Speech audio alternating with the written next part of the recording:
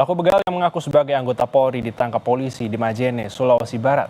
Pelaku yang merupakan seorang satpam bahkan memborgol tangan korban usai mengambil barang korban.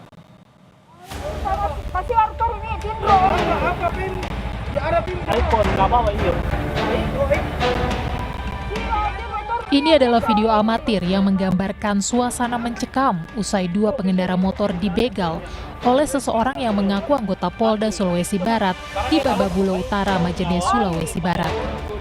Salah satu korban yang ketakutan, tangannya bahkan dalam kondisi terborgol. Pelaku merampas 2 unit handphone, 2 unit jam tangan, uang tunai, serta tas milik korban. Para korban lalu melapor ke polisi, dan polisi lalu menangkap pelaku berinisial MA yang diketahui merupakan seorang satpam. Kasat Reskrim Polres Majene, AKP Laurentius Madiawaine bilang, peristiwa bermula saat kedua korban yang tengah berboncengan dibuntuti seorang pengendara lainnya. Di tengah perjalanan, tersangka MA berusaha menendang motor korban hingga korban menepi. Tersangka kemudian mengaku sebagai anggota Polda Sulawesi Barat, lalu menuduh korban membawa narkoba jenis sabu. Tersangka pun mengancam korban dengan badik dan memborgol tangan salah satu korban, hingga berhasil merampas barang milik korban.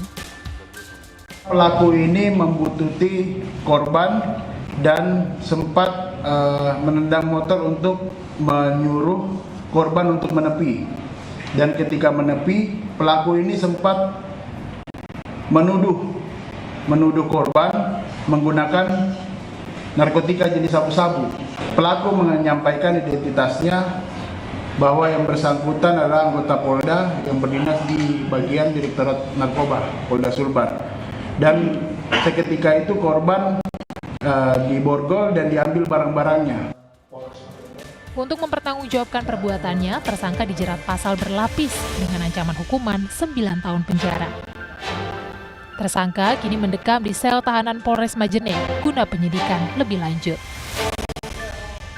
Edwin Arwan Pitu, Kompas TV, Majene, Sulawesi Barat.